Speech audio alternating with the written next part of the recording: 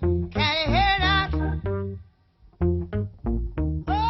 From an international perspective, Jamaica is a cultural powerhouse in the world, whether it be through music, we've given the world ska and reggae, and we've had influences over hip-hop and reggaeton.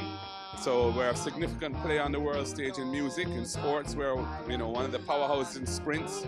And our cuisine is increasingly admired and in demand, whether it be jerk chicken, rice and peas, or, other lovely delicacies that, oxtail and all of that. So those are things that people recognize about Jamaica. And we provided a lot of leaders in the world, from Marcus Garvey coming up, and so I would say that building our reputation as a country that is a serious force to be reckoned with, even though it's us 3 million of us in Jamaica and about the same abroad. We lick up with Talawa, that's what we say in Jamaica. So those are some of the things.